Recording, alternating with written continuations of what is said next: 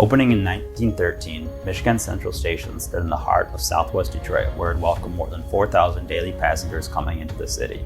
After its close in 1988, the building stood as a symbol of Detroit's downfall and decay. Finally, in 2018, Ford bought the building for $90 million and invested $950 million into it, with $300 million coming from local, state, and rehabilitation tax incentives. Along with the train station came the restoration of the Roosevelt Warehouse, or as many people know it as the Detroit Public Schools Book Depository. The project, which was delayed for COVID, finally finished after 6 years of hard work from the 3,100 workers.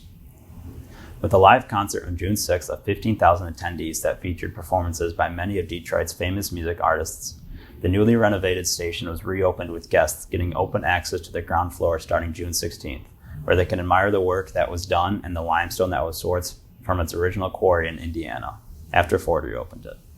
In a time where working from home is common, Ford will be putting people back in the office, starting with at least 2,500 employees, primarily from the EV and connected services team, which focuses on in-vehicle technology and connectivity.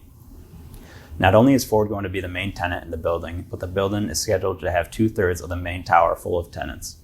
These other companies will be comprised of restaurants, a hotel, and other small shops.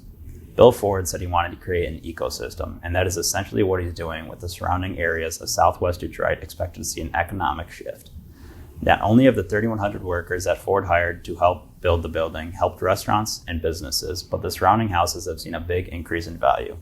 While this does scare some residents with higher property tax values and an increase in rent, Mayor Mike Duggan believes that no other part of Detroit has grown like southwest Detroit, and that houses have near tripled in value with the boom of Corktown and Mexicantown. The city has also received a $30 million grant from the Department of Housing and Urban Development to build 550 affordable rental units.